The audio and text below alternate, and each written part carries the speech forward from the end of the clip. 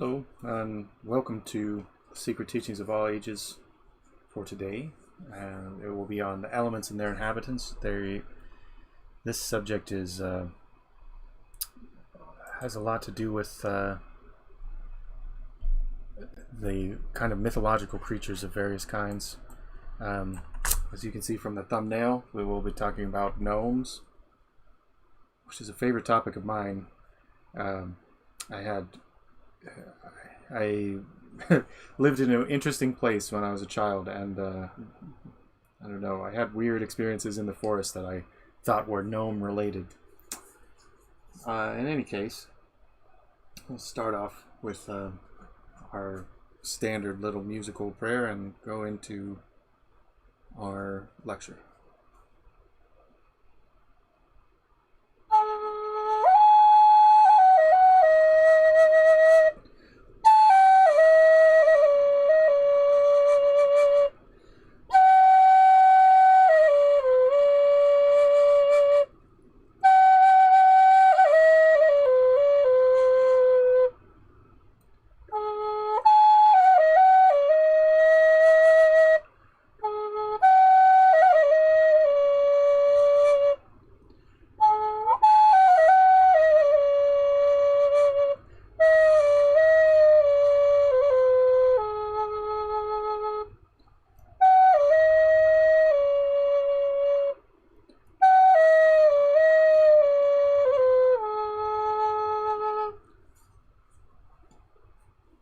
Okay, so the subject today is the elements and their inhabitants, and let me make sure to change this over.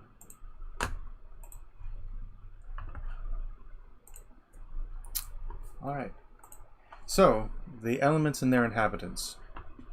For the most comprehensive and lucid exposition of occult pneumatology, the branch of philosophy dealing with spiritual substances, extant, mankind is indebted to Philippus Areolus Paracelsus, Theophrastus Bombastus von Hohenheim.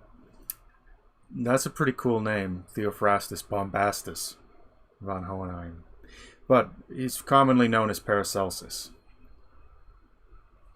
Prince of the Alchemists, or Prince of Alchemists and Hermetic philosophers, and true possessor of the royal secret, the Philosopher's Stone and the Elixir of Life.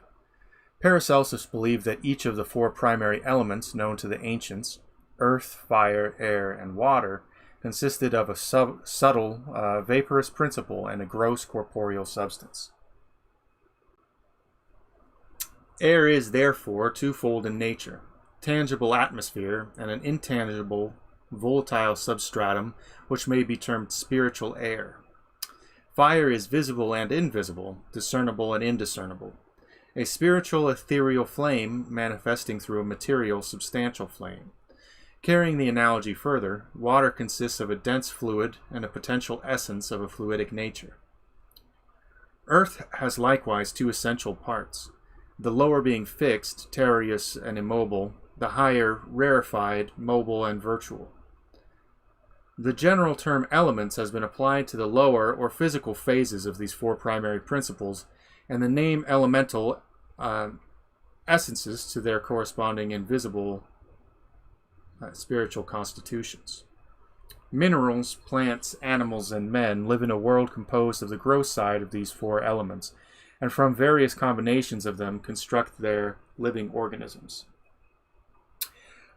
In the tarot deck, is very, the four elements are a big, important part of the tarot deck and actually just the regular deck of playing cards. The suits represent the four elements in addition to representing the four kind of estates of medieval society. The suit of cups is the element of water, and the suit of swords, cups representing, of course, the priesthood, the chalice of the priesthood. Swords, or the modern suit, spades. Cups is hearts, and swords is the modern suit of spades, representing the warrior class or the nobility. But it represents the air element, and is associated with the intellect. The suit of wands is, first, I guess we should say the suit of coins, which is the suit of diamonds, is the suit of the merchant class and the element of the earth. And the suit of clubs in the modern deck is the suit of staves or wands in the tarot deck, which is the element of fire and represents the growing life energy of heat. Those elements in the tarot deck are an easily accessible way of thinking about this, of these elements as being twofold. The physical manifestation of the element is actually only a kind of symbolic manifestation of the actually incorporeal element. So the element of water is the spiritual dimension that is very fluid and is by its nature fills whatever vessel it's put into. The emotional and spiritual nature of the heart are seen as being the symbolic system in the human body that deals with this, and the blood is the spiritual life water of man. The element of the air is seen as representing the realm of the intellect, because the mind can fly to the corners of the world much like a bird through the air. It is also in the tarot, it is represented as the suit of swords, because the mind is that which discerns one thing from another. It separates and defines, breaking things down into smaller and smaller ideas. The earth element is easily represented as coins because of its of the nature of metal being taken from the heart of the earth. But the earth element represents that which is difficult to change, somewhat immutable. It is the grosser physical substance that has a concrete form, and in that sense it is the concrete matter of the earth, whereas air is gaseous, water is fluid, liquid, and earth is solid or material. And then the fourth is fire, which is the plasmate. The in physics it was represented by plasmas, but it is which is a fourth state of matter, often overlooked when people talk about solids, liquids, and gases. But the way that it interacts with things is that heat and movement, as heat is basically just the speed of the movement of molecules, heat and movement deal with they're the source of life energy. All things are living to the extent that they're capable of moving, of being self-moving, and heat is that energy which imparts upon molecules the ability to move. In a frozen state, or at absolute zero, there's no movement whatsoever, and as things are excited, molecules are excited, they heat things up. So fire is more than just the heat of a flame, but also the fire of the sun, and more than a flame that you might make as like a campfire or on a torch or on a candle. It represents the solar energy, which is the energy that gives life to everything upon the earth. Thus, in the tarot deck, it is represented by a staff or wand, which is growing. It has leaves coming off of it mostly, especially in the Rider-Waite tarot, and that symbolism is showing that it is the life energy of growing things. Those metaphysical aspects of the physical elements are actually the true elemental natures that alchemists and philosophers are concerned with, rather than talking about solids, liquids, gases, dirt, oxygen or atmosphere, the liquid water, and candle fire. Those things are only representative words or forms of these spiritual quintessences that take on they're the human accessible, the easiest way to describe the kind of ethereal natures that we're talking about. Henry Drummond, in Natural Law in the Spiritual World, describes this process as follows. If we analyze the material point at which all life starts, we shall find it to consist of a clear, structureless, jelly-like substance resembling albumin or white of egg.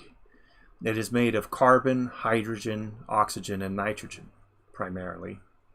Its name is protoplasm, and it is not only the structural unit with which all living bodies start in life, but with which they are subsequently built up. Protoplasm, says Huxley, simple or nucleated, is the formal basis of all life. It is the clay of the potter. That being a reference, I believe, to the biblical quote about whether or not the clay shall know the potter. The water element of the ancient philosophers has been metamorphosed into the hydrogen of modern science. The air has become oxygen, the fire nitrogen, the earth carbon.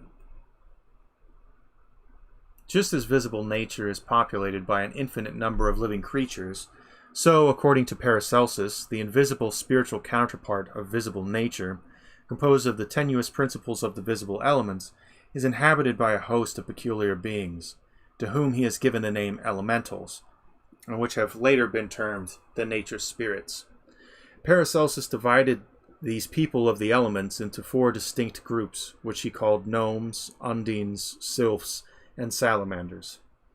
He taught that they were really living entities, many resembling human beings in shape, and inhabiting worlds of their own, unknown to man because his undeveloped senses were incapable of functioning beyond the limitations of the grosser elements. The civilizations of Greece, Rome, Egypt, China, and India believed implicitly in satyrs, sprites, and goblins. They peopled the sea with mermaids, the rivers and fountains with nymphs, the air with fairies, the fire with lares and penates, and the earth with fauns, dryads, and hamadryads. These nature spirits were held in the highest esteem, and propitiatory offerings were made to them. Occasionally, as the result of atmospheric conditions or the peculiar sensitiveness of the devotee, they became visible. Many authors wrote concerning them in terms which signify that they had actually beheld these inhabitants of nature's finer realms. A number of authorities are of the opinion that many of the gods worshipped by the pagans were elementals, for some of these invisibles were believed to be of commanding stature and magnificent deportment. The Greeks gave the name demon to some of these elementals, especially those of the higher orders, and worshipped them.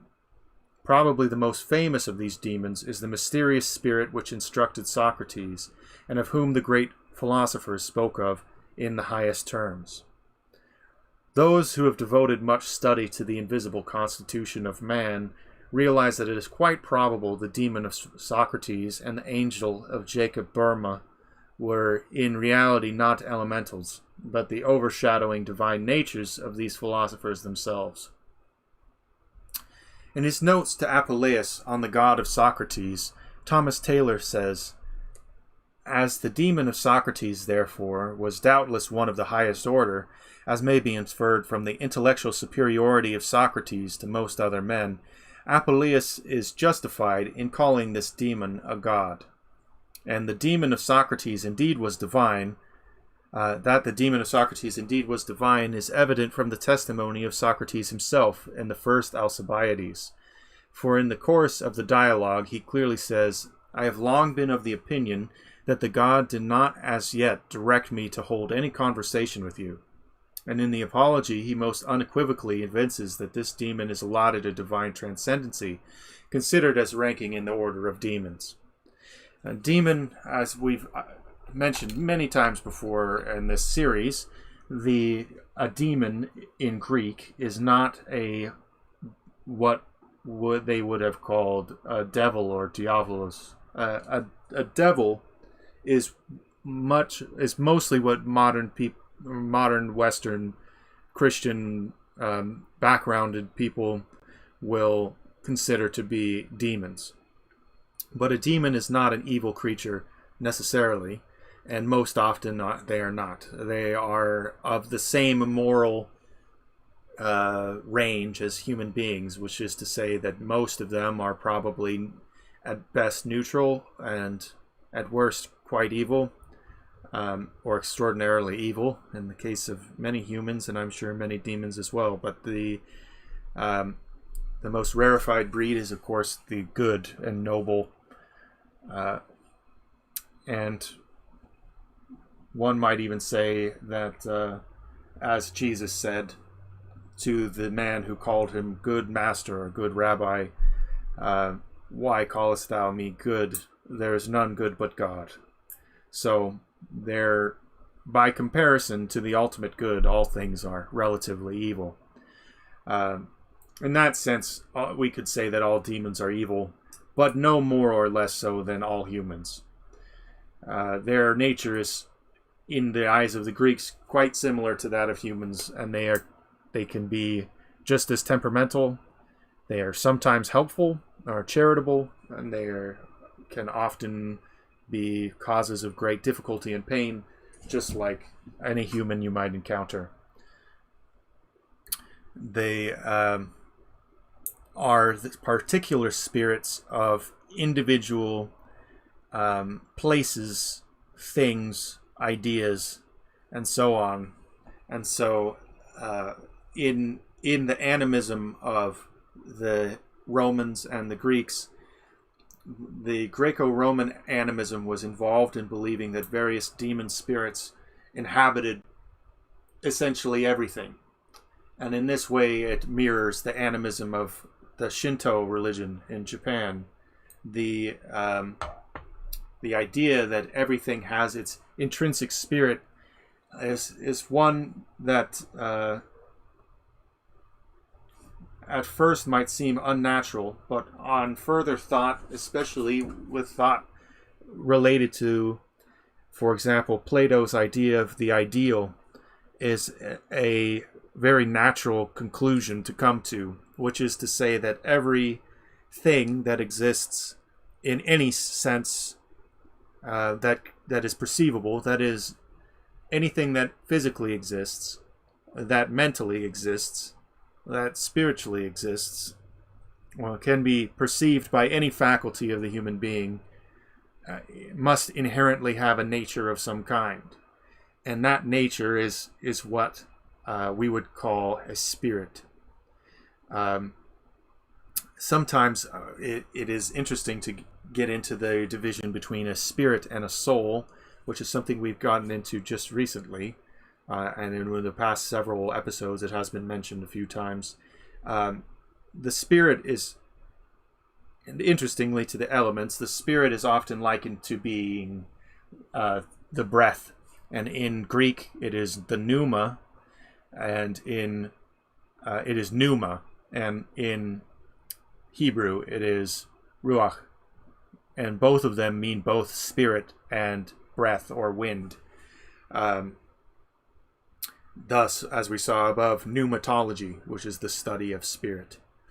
The spirit as wind is the formless energy that, like a glass blower breathing into molten glass and giving it a shape, the air itself is not intrinsically of the shape of the end form of the glass. This parable of the glass blower, or analogy, is a Hebrew idea that I've heard most often with regard to Kabbalah, wherein the soul is reckoned as being like the glass. That is, it is the nature of the person that is formed by the spirit, and the spirit is that which inspirits the soul, that which fills the soul and gives it its shape. But the soul is that which, even when the spirit is retracted, retains its shape. So a demon could be said to be the spirit and the soul of any given thing, in that the soul is its intrinsic characteristics that define it as a separate ideal, but the spirit is that ineffable thing which gives it life and livelihood as a soul. It is the one could say that it is like the soul is like a circuit board, and the spirit is like the electricity that we provide to the circuit board in order to cause it to function. In this way, we see a parallel between air and the spirit, whereas the soul is often seen more as being like water, and the body is like the earth. There's a lot of ways to think about the elements, and a lot of arrangements in which they can be ordered, but that's just one of those ways. In any case, when we're talking about demons, and specifically animist spiritualism, animism is defined by believing that there is an anima of any given thing, an anima being most broadly defined as a spirit of some kind, that which animates. But even an inanimate object could have an anima in a certain sense.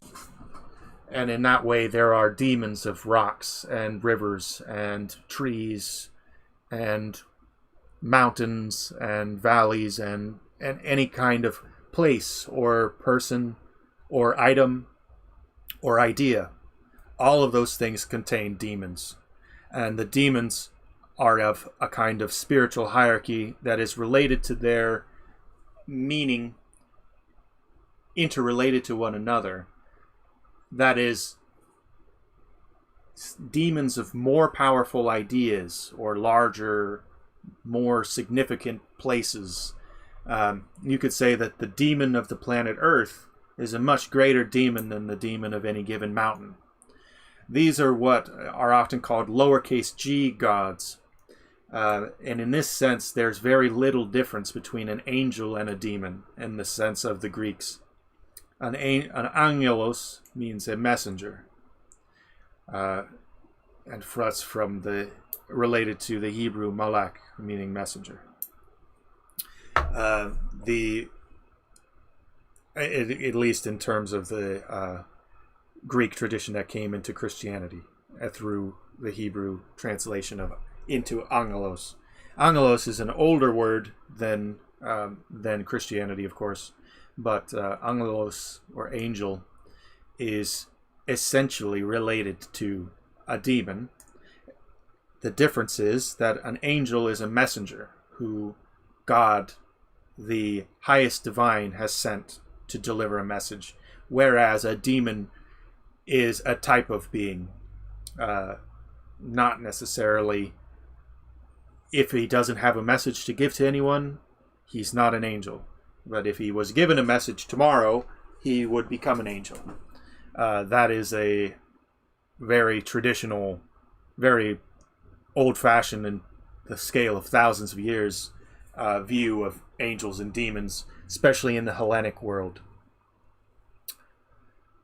So the demon of Socrates is also sometimes called the genius of Socrates. And genius is in this sense related to the word genie, which is, of course, related to the Arabic word jinn. They're often seen as being they're equated with one another, but the Latin genius is plural geni or genii, and the Arabic jinn is not. They might be cognates, but they might be false cognates. They often are used interchangeably, but they may not actually refer to the same thing. In the sense of this topic and chapter, the jinn of Islam are, according to the Quran, they are beings composed of smokeless fire, and they are much like the other beings that we will discuss here, though perhaps we'll find more occasion to discuss their individual traits later. So, the idea once held that the invisible elements surrounding and interpenetrating the earth were peopled with living, intelligent beings may seem ridiculous to the prosaic mind of today. This doctrine, however, has found favor with some of the greatest intellects of the world. The Sylphs of Fascis Cardan, the philosopher of Milan, the salamander seen by Benvenuto Cellini, the Pan of St. Anthony, and Le Petit Homme Rouge, the Little Red Man or Gnome of Napoleon Bonaparte, have found their places in the pages of history. Literature has also perpetuated the concept of nature spirits. The mischievous Puck of Shakespeare's Midsummer Night's Dream, the elementals of Alexander Pope's Rosicrucian poem, The Rape of the Lock, the mysterious creatures of Lord Lytton's Zanoni, James Barrie's immortal Tinkerbell, and the famous bowlers that Rip Van Winkle encountered in the Catskill Mountains are well-known characters to students of literature. The folklore and mythology of all peoples abound in legends concerning these mysterious little figures who haunt old castles, guard treasures in the depths of the earth, and build their homes under the spreading protection of toadstools. Fairies are the delight of childhood, and most children give them up with reluctance. Not so very long ago, the greatest minds of the world believed in the existence of fairies, and it is still an open question as to whether Plato, Socrates, and Iamblichus were wrong when they avowed their reality. I often think that with regard to these things, the ancients simply had a different point of view than ours. Anything that has a conceivable existence exists in some sense. That means if we can imagine something, then we know at least that it exists insofar as it is at least an imagination. And from that point, we can say that even fictional things have a kind of reality. So even if a thing is a mythological fiction or a mythological fact, doesn't really have any bearing on whether or not we could consider it to be real when different groups avow its reality. Especially because there are various states of human perception wherein these things are visible in a repeatable fashion. And what I mean by that is in various kinds of, you could say, madness or schizophrenia, many times non-corporeal things are visible in ways that are catalogable, in the sense that they share traits with other schizophrenic visions. Those kind of states are invocable or evocable from the human being by the application of various entheogenic substances, psychedelic mushrooms or mescaline cacti, or dimethyltryptamine containing plants, or Amanita muscaria as a dissociative, or datura seeds, or any number of chemical things that are common in the human world. Psychedelic mushrooms, psilocybin mushrooms, famously grow on cow manure. So the early man who raised cattle undoubtedly had access to these mushrooms. In the course of seeing strange beings, alien beings, beings of fire, of wind, or of the earth, seeing gnomes or fairies, you could attribute them to dream states, hypnagogia or hypnopomp states of waking or partial wakefulness. You could say it because of entheogenic substances, because of various madnesses. You could say that they can be invoked through ascetic practices of prolonged fasting can invoke many kinds of visionary state. Painful rites and rituals are often used to create visionary states. And the common thread between all these things is that similar kinds of visions are seen in any one of these states. So when someone says that fairies are real, they could mean that fairies are an accessible part of reality that can be accessed in a repeatable way. You could, for example, by administering psychedelic mushrooms to a large amount of people, I'm sure you could find that a large amount of people, or a large percentage of those people, would have some kind of interaction with some kind of beings. Very common aspects of psychedelic experiences. In that sense, it's a reproducible phenomenon. It may be limited to the mental and spiritual life of man, but those things are still in some sense existing, even if 3-inch tall people with wings and so on are not literally physically existing in the same sense that a raccoon lives in your tree or that you live in your house.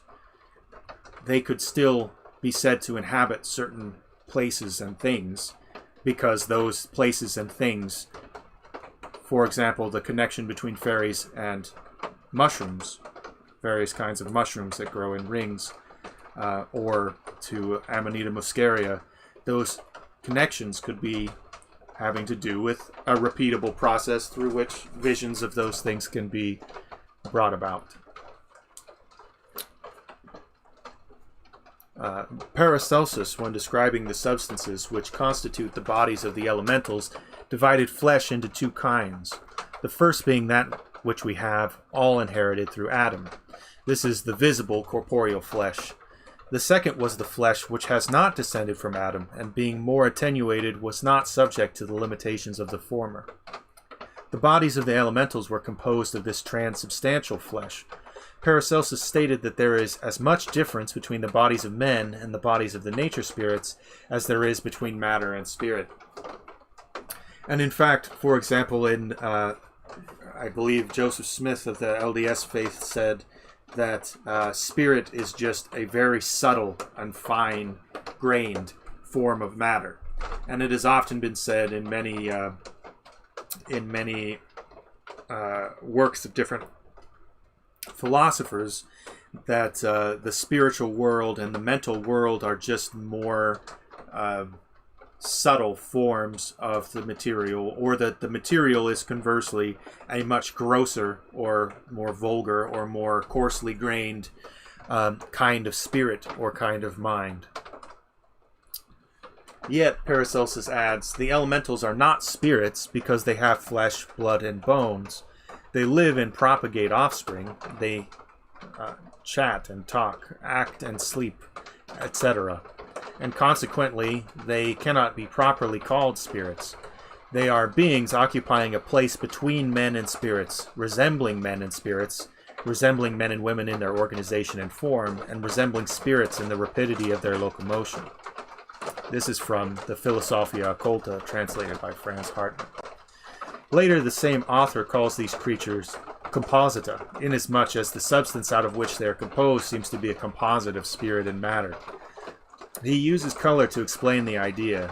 Thus, the mixture of blue and red gives purple, a new color, resembling neither of the others, yet composed of both. Such is the case with the nature spirits.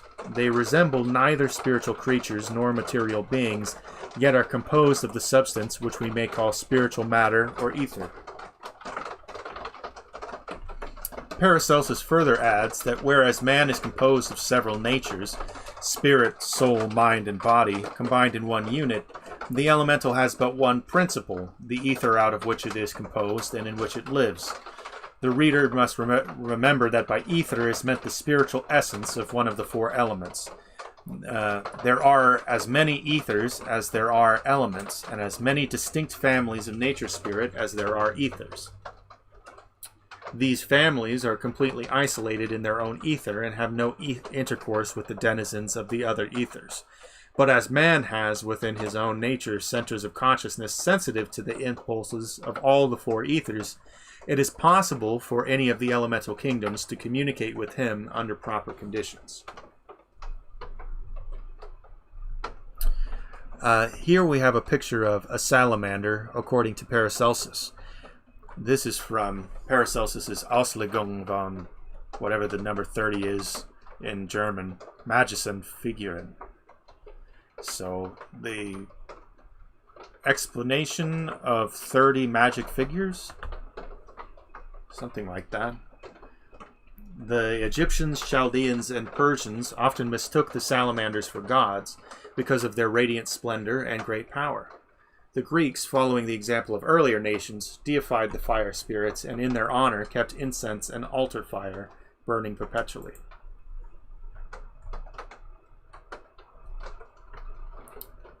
So here we can see the salamander spirit. We see the pointed ears, the kind of elvish cap.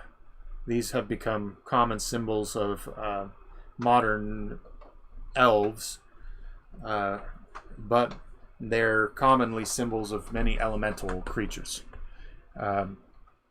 Here we see a beard that turns to fire, wings like a dragon, claws like a dragon, very lizard-like, a separate dragon head on the tail. In the sky we see 6 stars, up here in the moon. Here we see 8 stars. There may be some significance of this. I don't know.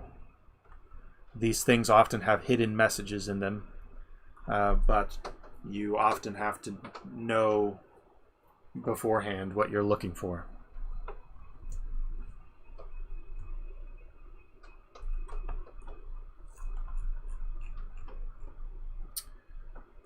The nature spirits cannot be destroyed by the grosser elements, such as material fire, earth, air, or water, for they function in a rate of vibration higher than that of earthly substances.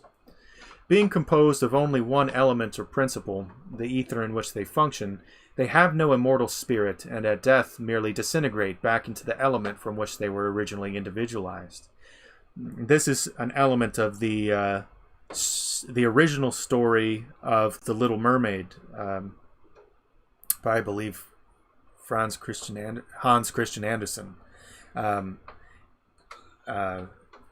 The story was that mermaids do not have a soul. They're being kind of a water elemental, and they merely dissolve into sea foam at death. The Little Mermaid character wanted to gain a soul rather than strictly wanting to become human, wanted to find a soul. And so the medieval version of that, not medieval, but the I suppose the Enlightenment era version of that story is much darker than, of course, the modern. And I believe she kills herself. And unfortunately, her prayers were answered and she did have a soul. But now she goes to hell because she killed herself. Anyway, so no individual consciousness is preserved after death in these elementals, for there is no superior vehicle present to contain it. Being made of but one substance, there is no friction between vehicles. Thus there is little wear or tear incurred by their bodily functions, and they therefore live to great age. Those composed of earth ether are the shortest lived, those composed of air ether the longest. The average length of life is between 300 and 1,000 years. Paracelsus maintained that they live in conditions similar to our earth environments and are somewhat subject to disease. These creatures are thought to be incapable of spiritual development, but most of them are of a high moral character. Concerning the elemental ethers in which the nature spirits exist, Paracelsus wrote, "They live in the 4 elements, the nymphae in the element of water, the sylphs, Sylphs in the element of the air, the pygmies in the earth, and the salamanders in fire. They are also called Undines, Sylvestres, Gnomes, Vulcani, etc. Each species moves only in the element to which it belongs, and none of them can go out of its appropriate element, which is to them as the air is to us, or the water is to fish. And none of them can live in the element belonging to another class. To each elemental being, the element in which it lives is transparent, invisible, and respirable, as the atmosphere is to ourselves." Philosophia Occulta, translated by Franz Hartmann. This is of an interest to me because there have been assertions by many occultists, especially in the modern past century or two, in which it's been much longer than that actually, but there's been theorized inhabitants of the planets. So, for example, there could be inhabitants of Venus whose atmosphere is hydrochloric acid and having a great pressure and a fantastic amount of heat. It would simply be a completely different kind of life than we know of. And may have nothing to do with what we think of as being life, because we're only really familiar with that kind of life which is made from water and carbon, and which is composed of physical matter. But it is possible that there are mental or spiritual forms of life, or elemental forms of life, which somehow take different forms that are not even what we would recognize as being life, except that we may, in extraordinary cases, come to interact with them. Likewise, you could imagine that there could be gaseous spirits that might live in the gas giants, or you could imagine that there might be icy spirits living within Pluto or within the asteroid belt, or anything like that. They could have entirely different kinds of mind and spirit than we think of, but in some spiritual or at least mental sense, they may exist. And even the fact that we can suppose that they exist suggests that they exist at least in the realm of ideas, and with the realm of ideas being in Platonic thought being much the basis of our physical reality, rather than being a consequence of our physical reality. Perhaps there is also some reflection of them in physical nature, which we are not aware of at this time. The reader should be careful not to confuse the nature spirits with the true life waves evolving through the invisible world. While the elementals are composed of only one etheric or atomic essence, the angels, archangels, and other superior transcendental entities have composite organisms, consisting of a spiritual nature and a chain of vehicles to express that nature, not unlike those of men, but not including the physical body, with its attendant limitations. To the philosophy of nature spirits is generally attributed an Eastern origin, probably Brahmanic, and Paracelsus secured his knowledge of them from Oriental sages with whom he came into contact during his lifetime of philosophical wanderings. The Egyptians and Greeks gleaned their information from the same source. The 4 main divisions of nature spirits must now be considered separately, according to the teachings of Paracelsus and the Abbé de Villars, and such scanty writings of other authors as are available. The Gnomes. The elementals who dwell in that attenuated body of the earth, which is called the terrestrial ether, are grouped together under the general heading of gnomes. The name is probably derived from the Greek genomus, meaning earth dweller. See the New English Dictionary. Just as there are many types of human beings evolving through the objective physical elements of nature, so there are many types of gnomes evolving through the subjective ethereal body of nature. These earth spirits work in an element so close in vibratory rate to the material earth that they have immense power over its rocks and flora, and also over the mineral elements in the animal and human kingdoms. Some, like the pygmies, work with the stones, gems, and metals, and are supposed to be the guardians of hidden treasures. They live in caves far down in what the Scandinavians called the land of the Nibelungen. And I believe, he brings up, in Wagner's wonderful opera cycle, The Ring of the Nibelungen, Alberic makes himself king of the pygmies and forces these little creatures to gather for him the treasures concealed beneath the surface of the earth. Besides the pygmies, there are other gnomes who are called tree and forest sprites. To this group belong the Sylvestres, the satyrs, pans, dryads, hamadryads, dudalies, elves, brownies, and little old men of the woods. Paracelsus states that the gnomes build houses of substances resembling in their constituencies alabaster, marble, and cement, but the true nature of these materials is unknown, having no counterpart in physical nature. Some families of gnomes gather in communities, while others are indigenous to the substances with and in which they work. For example, the hamadryads live and die with the plants or trees of which they are a part. Every shrub and flower is said to have its own nature spirit, which often uses the physical body of the plant as its habitation. The ancient philosophers, recognizing the principle of intelligence manifesting itself in every department of nature alike, believed that the quality of natural selection exhibited by creatures not possessing organized mentalities expressed in reality the decisions of the nature spirits themselves. C.M. Gailey in the Classic Myths says, "It was a pleasing trait in the old paganism that it loved to trace in every operation of nature the agency of deity. The imagination of the Greeks peopled the regions of earth and sea with divinities, to whose agency it attributed the phenomena that our philosophy ascribes to the operation of natural law. Thus, in behalf of the plant it worked with, the elemental accepted and rejected food elements, deposited coloring matter therein, preserved and protected the seed, and performed many other beneficent offices. Each species was served by a different but appropriate type of nature spirit. Those working with poisonous shrubs, for example, were offensive in their appearance.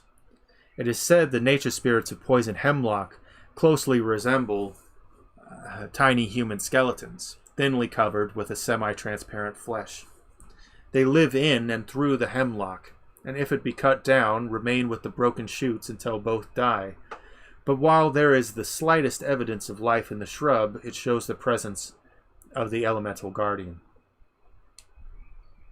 Great trees also have their nature spirits, but these are much larger than the elementals of smaller plants. The labors of the pygmies include the cutting of the crystals in the rocks and the development of veins of ore. When the gnomes are laboring with animals or human beings, their work is confined to the tissues corresponding with their own natures. Hence they work with the bones, which belong to the mineral kingdom, and the ancients believed the reconstruction of broken members to be impossible without the cooperation of the elementals. The gnomes are of various size, most of them much smaller than human beings, though some of them have the power of changing their stature at will. This is the result of the extreme mobility of the element in which they function. Concerning them, the Abbé de Villars wrote, "The earth is filled well nigh to its center with gnomes, people of slight stature, who are the guardians of treasures, minerals, and precious stones. They are ingenious, friends of man, and easy to govern." Not all authorities agree concerning the amiable disposition of the gnomes.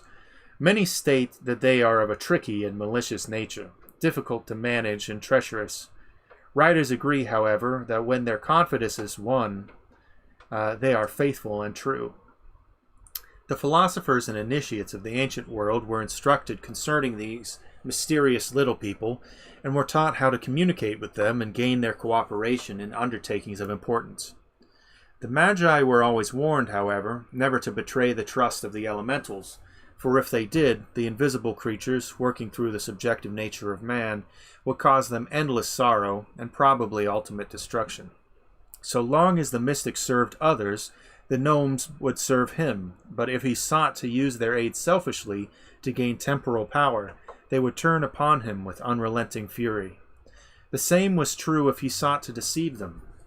The earth spirits meet at certain times of the year in great conclaves, as Shakespeare suggests in his Midsummer Night's Dream, where the elementals all gather to rejoice in the beauty and harmony of nature and the prospects of an excellent harvest. The gnomes are ruled over by a king whom they greatly love and revere.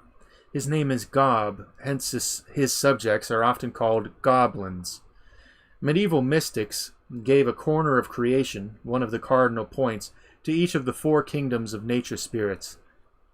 And because of their earthy character, the gnomes were assigned to the north, the place recognized by the ancients as the source of darkness and death. One of the four main divisions of human disposition was also assigned to the gnomes, and because so many of them dwelt in the darkness of caves and the gloom of forests, their temperament was said to be melancholy, gloomy, and despondent. But this is not meant that they themselves are of such disposition, but rather that they have special control over elements of similar consistency. The gnomes marry and have families, and female gnomes are called Nomides, wearing clothing woven of the element in which they live. In other instances, their garments are part of themselves and grow with them, like the fur of animals. The gnomes are said to have insatiable appetites, and to spend a great part of the time eating, but they earn their food by diligent and conscientious labor. Most of them are of a miserly temperament, fond of storing things away in secret places. There is abundant evidence of the fact that small children often see the gnomes, inasmuch as their contact with the material side of nature is not yet complete, and they still function more or less consciously in the invisible world. This, I guess, is a good time for me to tell my gnome stories. When I was a kid, I did see gnomes, or I thought I did, and I lived in the Sierra Nevada mountains in California in a gold mining town named Grass Valley. And this town had a big gold mine called Empire Mine, and the town had long been populated by many people, many miners who had come from Cornwall in England, where they had been tin miners, and they became gold miners after the gold rush to California. The miners in that town often believed in what they called, in English at least, Tommyknockers. I don't know what the name of it is in Cornish, but they did speak Cornish primarily. The miners spoke, the Cornish miners spoke primarily Cornish, and many of the miners in Grass Valley were Cornish. The Tommyknockers, of course, were a type of subterranean dwelling creature that would knock on the walls of caves in order to warn the miners of impending collapse. They also would warn miners of poison gas, and they would, in exchange for these valuable warnings, they would borrow the tools of miners. And if they were treated well by the miners, they would return and repair tools for them. And if they were treated poorly, they would steal the tools and never return them. The belief in Tommyknockers was so prominent up until even the 1950s that in the 1950s a sealed mine was actually voted to be reopened. The city of Grass Valley had a municipal vote on whether the mine should be reopened for a period of 24 hours because the local people believed that the Tommyknockers had been sealed inside.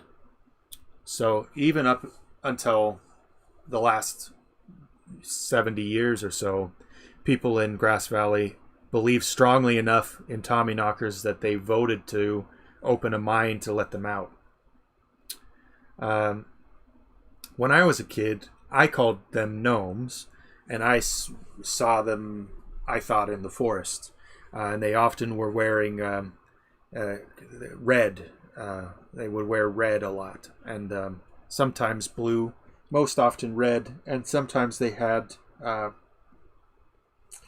of embroidery, usually white or green thread.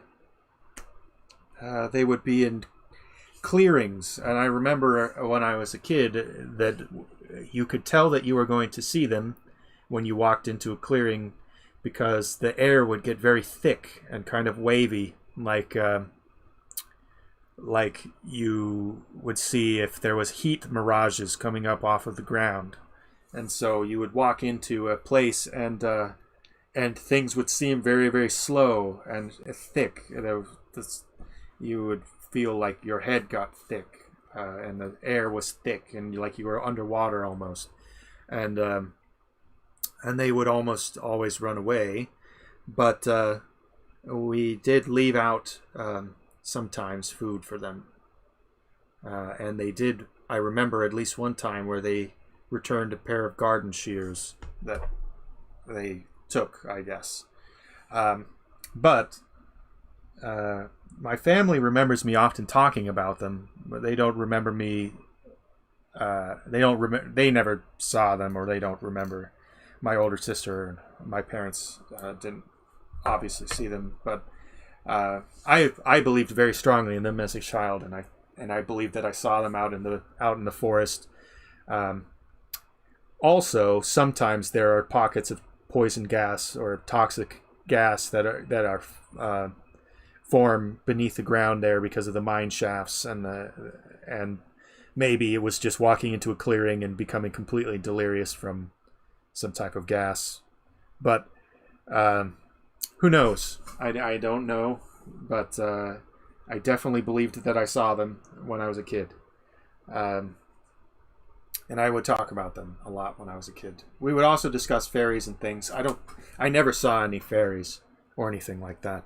But they were not only a strong local legend, and I didn't really even know about, for example, the fact that they were so widely believed in Grass Valley until I was older. And I tried to research it in order to tell people my little stories about them. But it did seem like they had houses and things that they would build into mounds of dirt or trees, and of course, I could point them out to my mom or whatever, and no one else would ever see them. So it could just be that they were the fantasies of a little kid. I also believe very strongly that there were trolls in our forest, but I don't remember seeing them. I just was very afraid that they were out there.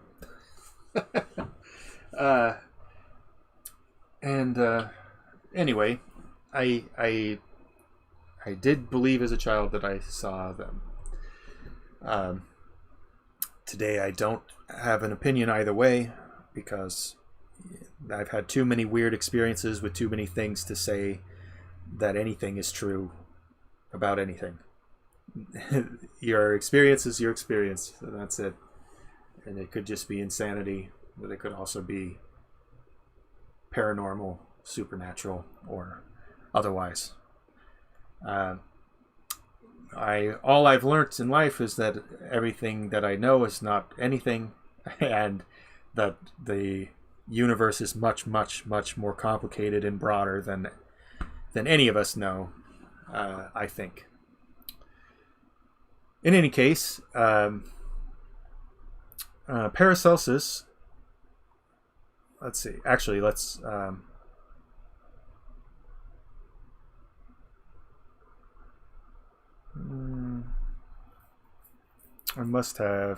I lost my place here. Oh, children often see gnomes, right. According to Paracelsus, man lives in the exterior elements, and the elementals live in the interior elements. The latter have dwellings and clothing, manners and customs, languages and governments of their own, in the same sense as the bees have their queens, and the herds of animals their leaders. Philosophia Occulta. Paracelsus differs somewhat from the Greek mystics concerning the environmental limitations imposed on the nature spirits. The Swiss philosopher constitutes them of subtle, invisible ethers.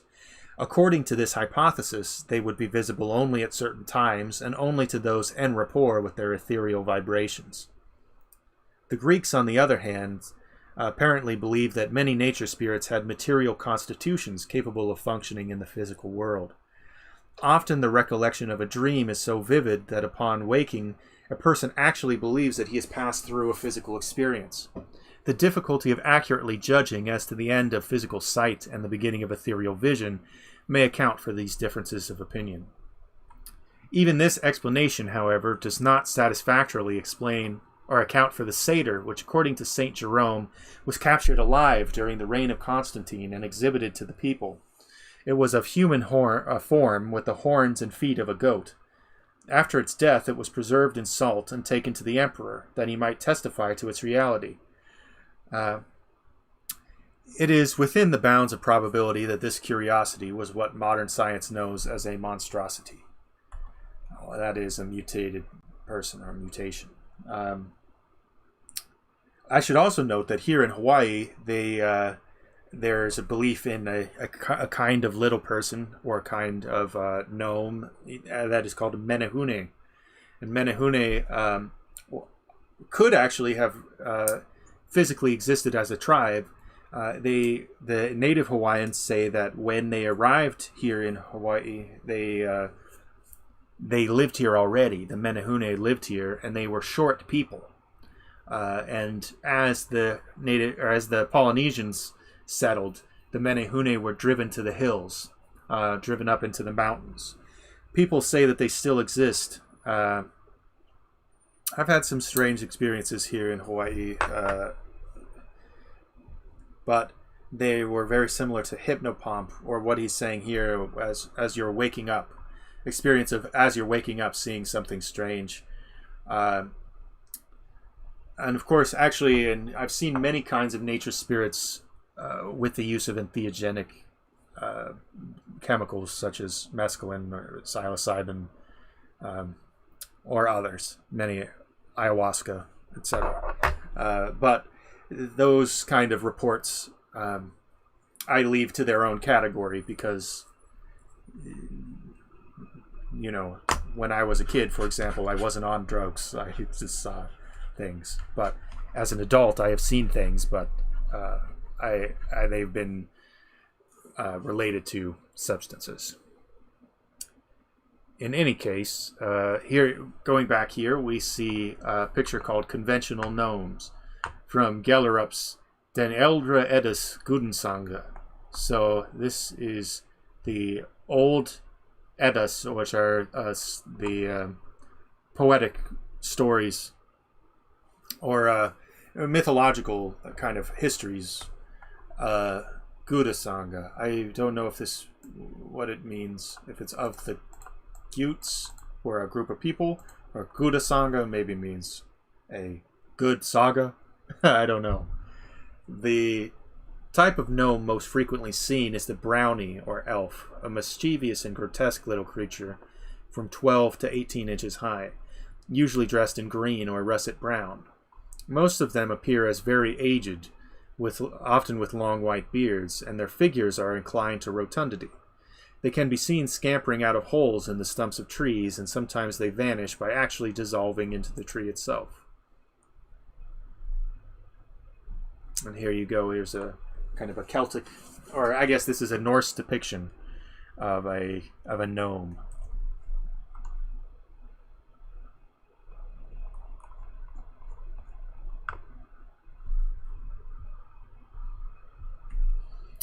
Okay. Continuing on. The Undines. As the gnomes were limited in their function to the elements of the earth, so the Undines, a name given to the family of water elementals, function in the invisible spiritual essence called humid or liquid ether. In its vibratory state, this is close to the element water, and so the Undines are able to control, to a great degree, the course and function of this fluid in nature. Beauty seems to be the keynote of the water spirits. Wherever we find them pictured in art or sculpture, they abound in symmetry and grace. Controlling the water element, which has always been a feminine symbol, that is because it's yielding, it fills the shape that it's poured into. It is natural that the water spirits should most often be symbolized as female. There are many groups of Undines. Some inhabit waterfalls where they can be seen in the spray. Others are indigenous to swiftly moving rivers. Some have their habitat in dripping, oozing fens or marshes, while other groups dwell in clear mountain lakes. According to the philosophers of antiquity, every fountain had its nymph, every ocean wave its oceanid. The water spirits were known under such names as Oreades, Nereides, Limoniades, Naiades, water sprites, sea maids, mermaids, and potamides. Often the water nymphs derived their names from the streams, lakes, or seas in which they dwelt. In describing them, the ancients agreed on certain salient features. In general, nearly all the Undines closely resembled human beings in appearance and size, though the ones inhabiting small streams and fountains were of correspondingly lesser proportions. It was believed that these water spirits were occasionally capable of assuming the appearance of normal human beings and actually associating with men and women. There are many legends about these spirits and their adoption by the families of fishermen, but in nearly every case the Undines heard the call of the waters and returned to the realm of Neptune, the king of the sea. Practically nothing is known concerning the male Undines. The water spirits did not establish homes in the same way that the Gnomes did, but lived in coral caves under the ocean or among the reeds growing on the banks of rivers or the shores of lakes. Among the Celts, there is a legend to the effect that Ireland was peopled before the coming of its present inhabitants by a strange race of semi-divine creatures. With the coming of the modern Celts, they retired into the marshes and fens, where they remain even to this day. Diminutive Undines live under the lily pads and in little houses of moss sprayed by waterfalls. The Undines worked with the vital essences and liquids in plants, animals, and human beings, and were present in everything containing water. When seen, the Undines generally resembled the goddesses of Greek statuary.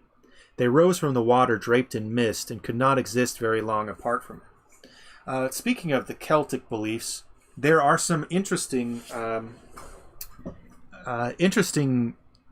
particularly Celtic beliefs about certain kinds of water spirits, particularly, for example, those called water horses, which often take human form and often lure people into rivers and lakes to drown them.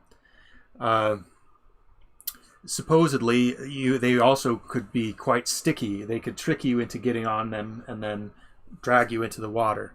And in other ways, there are stories of unsuspecting young men and women falling in love with what turned out to be a water spirit, often a human form of a water horse. There are also a particular kind of merman that is supposedly in the waters near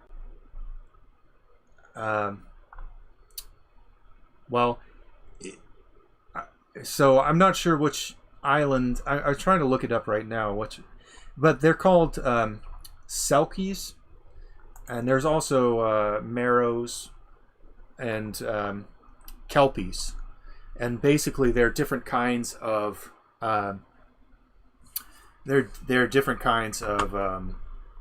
mer creature. And there are certain beings. Of course, there are things like the Loch Ness Monster and so on.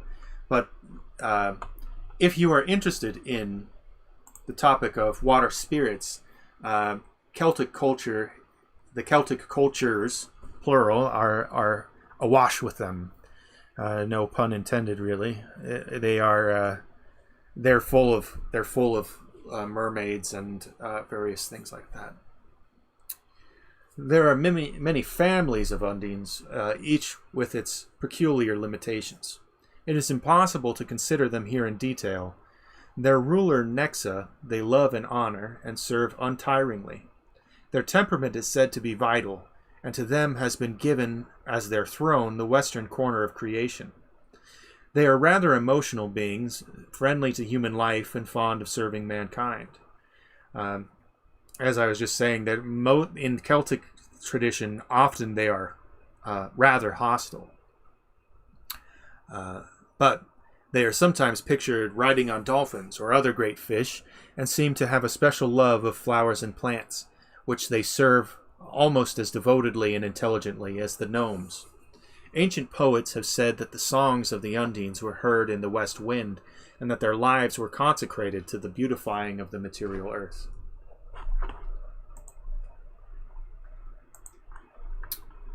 The Salamanders. The third group of elementals is the Salamanders, or spirits of fire, who live in that attenuated spiritual ether which is the invisible fire element of nature. Without them, material fire cannot exist. A match cannot be struck, nor will flint and steel give off their spark, without the assistance of a salamander, who immediately appears, so the medieval mystics believed, evoked by friction. Man is unable to communicate successfully with the salamanders, owing to the fiery element in which they dwell, for everything is resolved to ashes that comes into their presence. By specially prepared compounds of herbs and perfumes, the philosophers of the ancient world manufactured many kinds of incense. When incense was burned, the vapors which arose were especially suitable as a medium for the expression of these elements, who, by borrowing the ethereal fluvium from the incense smoke, were able to make their presence felt.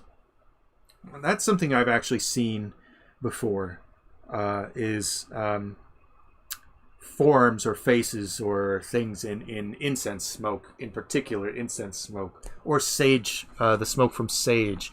There's various protective spirits that, especially, for example, that in the smoking of tobacco, the Native Americans believed that the smoke had special spiritual properties, and the spirits of the smoke would chase away evil spirits, and they could also carry prayers to the heavens. Incense was much in a similar sense, and smoke and incense, or burning herbs of various kinds like sage, are often used in order to chase away spirits that are undesirable and may indeed show a kind of spiritual nature of their own. The salamanders are as varied in their grouping and arrangement as either the Undines or the Gnomes. There are many families of them, differing in appearance, size, and dignity. Sometimes the salamanders were visible as small balls of light. Paracelsus says, salamanders have been seen in the shape of fiery balls or tongues of fire, running over the fields or peering in houses. From the Philosophia Occulta.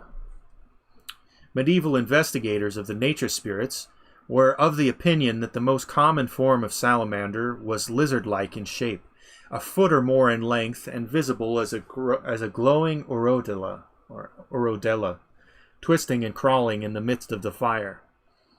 Another group was described as huge, flaming giants in flowing robes, protected with sheets of fiery armor. Certain medieval authorities, among them the Abbé de Villars, held that Zarathustra, Zoroaster, was the son of Vesta, believed to have been the wife of Noah, and the great salamander Oromasis. Hence, from that time onward, undying fires have been maintained upon the Persian altars in honor of Zarathustra's flaming father. Though the god Ahura Mazda is a fire god in his own right, and is the god of light and illumination and warmth and etc. And so Zoroastrian fire worship is one of the oldest forms of religion.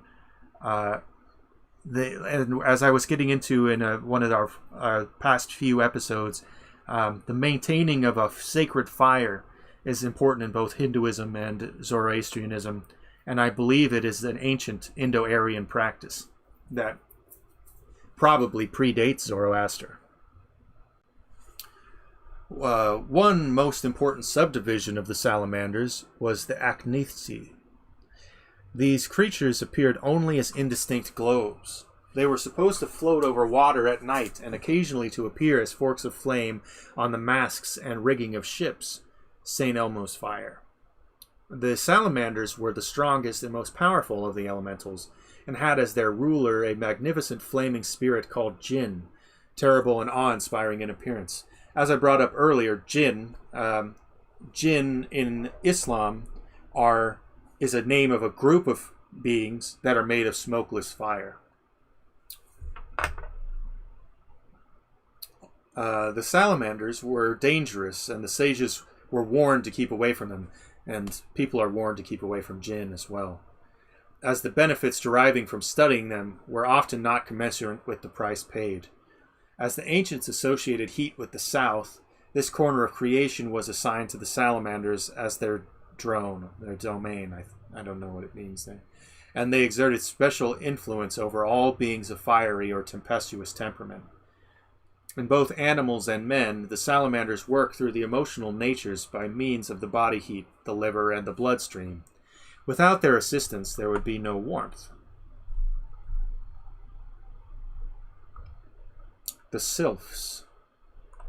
While the sages said that the fourth class of elementals, or Sylphs, lived in the element of air, they meant by this not the natural atmosphere of the earth, but the invisible, intangible, spiritual medium, an ethereal substance similar in composition to our atmosphere, but far more subtle. In the last discourse of Socrates, as preserved by Plato in his Phaedo, the condemned philosopher says, "And upon the earth are animals and men, some in a middle region, others, elementals, dwelling about the air as we dwell about the sea, others in islands which the air flows round, near the continent, and in a word, the air is used by them as the water and the sea are by us, and the ether is to them what the air is to us. Moreover, the temperament of their seasons is such that they have no disease," Paracelsus disputes this, "and live much longer than we do, and have sight and bearing and smell and all the other senses, in far greater perfection, in the same degree that air is purer than water, or the ether than air. Also they have temples and sacred places in which the gods really dwell, and they hear their voices and receive their answers, and are conscious of them, and hold converse with them, and see the sun, moon, and stars as they really are, and their other blessedness is of a piece with this. While the Sylphs were believed to live among the clouds and in the surrounding air, their true home was upon the tops of mountains. Briefly, here is a picture of a mermaid. This is from Lycosthenes' Prodigiorum ac Ostentorum Chronicon. The Chronicle of Prodigious Ostentatiousness. I don't actually know. Maybe it must mean prodigies. Something like, I'm not sure the meaning of the Latin there. Probably the most famous of the Undines were the mythological mermaids, with which early mariners peopled the seven seas. Belief in the existence of these creatures, the upper half of their bodies human in form and lower half fish-like, may have been inspired by flocks of penguins seen at great distance, or possibly seals. More possibly seals than penguins, I'm sure.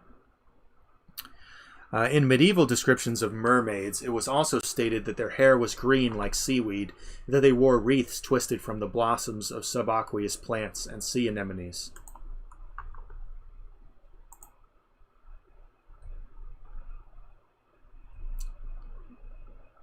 See, again, here we have the pointed ears, very common among the elementals. Kind of dragon-like feet we see again, as like in the image of the salamander. And maybe some kind of shrimp fish.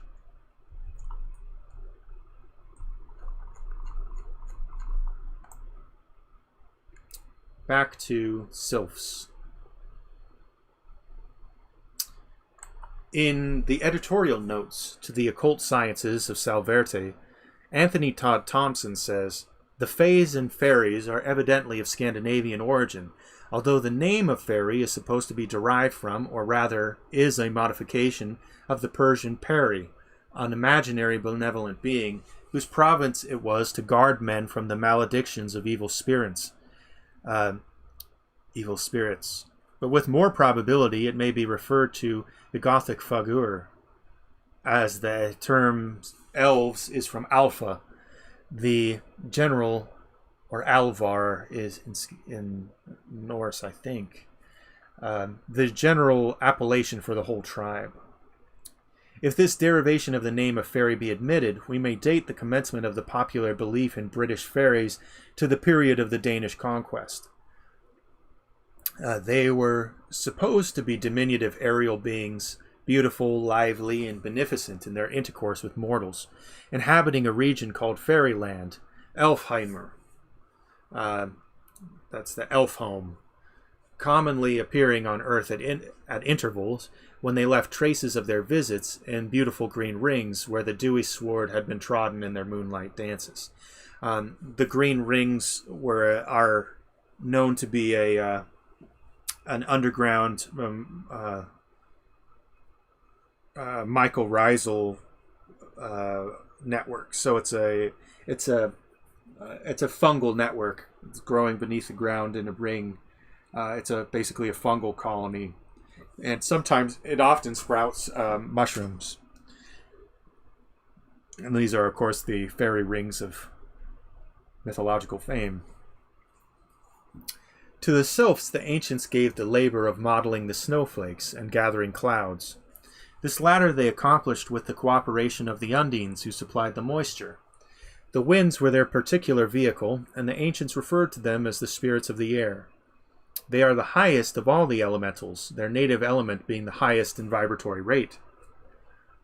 Though it could be that fire is, because of its plasmid-like nature, maybe it just has higher variable of vibration.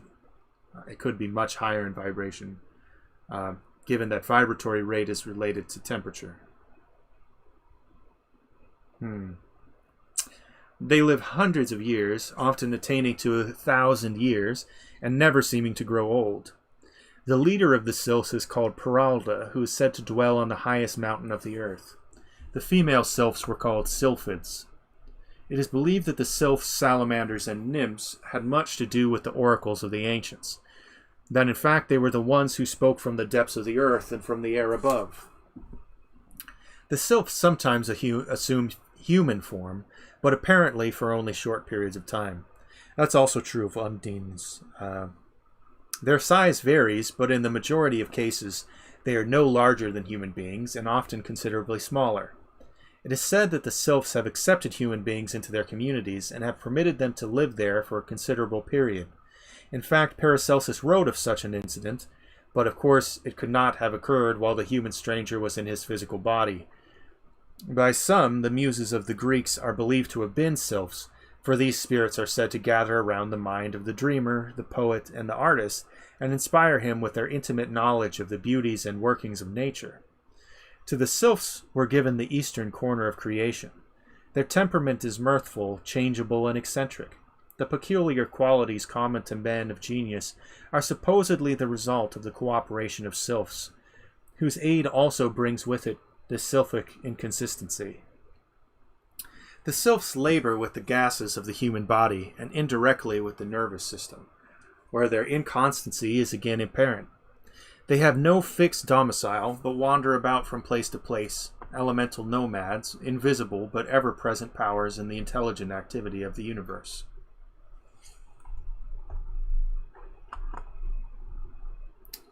General observations. Certain of the ancients, differing with Paracelsus, shared the opinion that the elemental kingdoms were capable of waging war upon one another, and they recognized in the battlings of the elements disagreements among these kingdoms of nature spirits. When lightning struck a rock and splintered it, they believed that the Salamanders were attacking the Gnomes, as they could not attack one another on the plane of their own peculiar etheric essences, owing to the fact that there was no vibratory correspondence between the four ethers of which these kingdoms are composed. They had to attack through a common denominator, namely the material substance of the physical universe, over which they had a certain amount of power. Wars were also fought within the groups themselves. One army of gnomes would attack another army, and civil war would be rife among them. Philosophers of long ago solved the problems of nature's apparent inconsistencies by individualizing and personifying all its forces, crediting them with having temperaments not unlike the human, and then expecting them to exhibit typical human inconsistencies. The 4 fixed signs of the zodiac were assigned to the 4 kingdoms of elementals. The gnomes were said to be of the nature of Taurus, the Undines of the nature of Scorpio. The Salamanders exemplified the constitution of Leo, while the Sylphs manipulated the emanations of Aquarius. The Christian church gathered all the elemental entities together under the title of demon. This is a misnomer with far-reaching consequences, for to the average mind the word demon means an evil thing, and the nature spirits are essentially no more malevolent than are the minerals, plants, and animals. Many of the early church fathers asserted that they had met and debated with the elementals. And as we mentioned earlier, demon in its modern Christian usage is not much like the demon of the Greco-Roman world, which was a much more neutral creature or spiritual type, having no morality implicit in the name whatsoever. As already stated, the nature spirits are without hope of immortality, although some philosophers have maintained that in isolated cases, immortality was conferred upon them by adepts and initiates who understood certain subtle principles of the invisible world. As disintegration takes place in the physical world, so it takes place in the ethereal counterpart of physical substance. Under normal conditions at death, a nature spirit is merely resolved back into the transparent primary essence from which it was originally individualized. Whatever evolutionary growth is made is recorded solely in the consciousness of that primary essence or element, and not in the temporarily individualized entity of the elemental. Being without man's compound organism and lacking his spiritual and intellectual vehicles, the nature spirits are subhuman in their rational intelligence. But from their functions, limited to one element, has resulted a specialized type of intelligence far ahead of man in those lines of research peculiar to the element in which they exist. The terms incubus and succubus have been applied indiscriminately by the Church Fathers to elementals. And actually, I don't know of a good source for this. I've never really heard it before with regard to elementals specifically. But continuing on, the incubus and succubus, however, are evil and unnatural creations, whereas elementals is a collective term for all the inhabitants of the 4 elemental essences. According to Paracelsus, the incubus and succubus, which are male and female respectively, are parasitical creatures subsisting upon the evil thoughts and emotions of the astral body, particularly the sexual or lustful desires, and their expulsion through stimulating ejaculation or orgasm, etc. These terms are also applied to the superphysical organisms of sorcerers and black magicians. While these larvae are in no sense imaginary beings, they are nevertheless the offspring of the imagination. By the ancient sages, they were recognized as the invisible cause of vice, because they hover in the ethers surrounding the morally weak and continually incite them to excesses of a degrading nature. For this reason, they frequent the atmosphere of the dope den, the dive, and the brothel, where they attach themselves to those unfortunates who have given themselves up to iniquity. By permitting his senses to become deadened through indulgence in habit-forming drugs or alcoholic stimulants, the individual becomes temporarily en rapport with these denizens of the astral plane. The houris seen by the hashish or opium addict, and the lurid monsters which torment the victim of delirium tremens, are examples of submundane beings, visible only to those whose evil practices are the magnet for their attraction. Differing widely from the elementals, and also the incubus and succubus, is the vampire, which is defined by Paracelsus as the astral body of a person either living or dead, usually the latter state. The vampire seeks to prolong existence upon the physical plane by robbing the living of their vital energies and misappropriating such energies to its own ends. And in this case, we can see Paracelsus. Paracelsus has a view that's much more similar to what in modern times is called the psychic vampire. Rather than the actual physically blood-drinking creature, it's an astral creature that feeds on the energetic body of the living. Though there have been actual blood-drinking people, whether they were undead, I couldn't say. Probably they were not. But there have been many blood rituals done by human beings in which they drink blood for purposes of partaking in the occult properties of blood.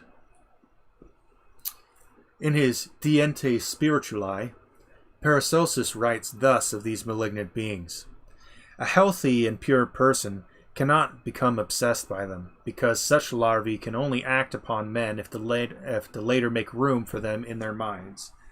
A healthy mind is a castle that cannot be invaded without the will of its master, but if they are allowed to enter, they excite the passions of men and women. They create cravings in them. They produce bad thoughts which act injuriously upon the brain. They sharpen the animal intellect and suffocate the moral sense. Evil spirits obsess only those human beings in whom the animal nature is predominating. Minds that are illuminated by the spirit of truth cannot be possessed. Only those who are habitually guided by their own lower impulses may become subjected to their influences. See Paracelsus by Franz Hartmann. Also, I would say that oftentimes children or the mentally ill are particularly vulnerable just because they're closer to those things and haven't developed their moral or mental faculties fully or properly, depending on the case. Continuing on, a strange concept, and once somewhat at variance with the conventional, is that evolved by the Count de Gabalus concerning the Immaculate Conception, namely that it represents the union of a human being with an elemental. Among the offspring of such unions, he lists Hercules, Achilles, Aeneas, Theseus, Melchizedek, the divine Plato, Apollonius of Tyana, and Merlin the magician. Here at the end, we have a picture of a sylph from a sketch by Howard Woolke. The sylphs were changeable entities, passing to and fro with the rapidity of lightning. They work through the gases and ethers of the earth and are kindly disposed toward human beings. They are nearly always represented as winged, sometimes as tiny cherubs, and at other times as delicate fairies. And here we could see them quite fairy-like, butterfly-like wings, living up among the stars and clouds.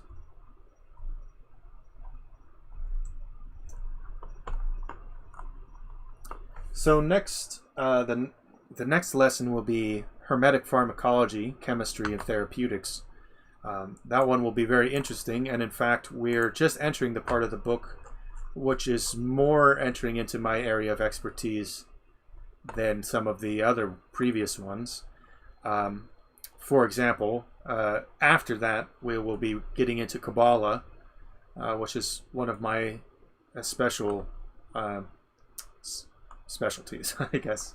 And also, we'll be getting into Rosicrucianism, and I have at one point been a member of the ancient mystical order Rosicrucis, or I was a dues-paying member back then, and I suppose I still am a member of the order itself, but I no longer pay dues, mostly because I'm poor and I don't have any money.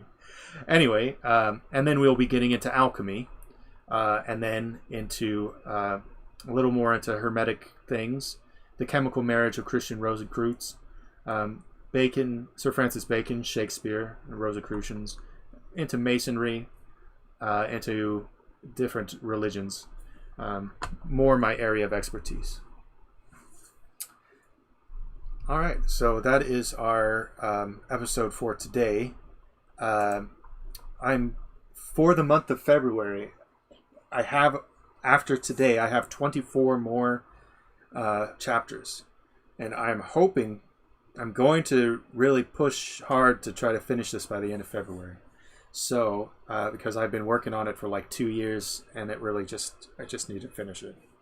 I hope you've enjoyed our lecture today, the lesson, and I hope you have a wonderful rest of your day. Blessings on you. Namaste.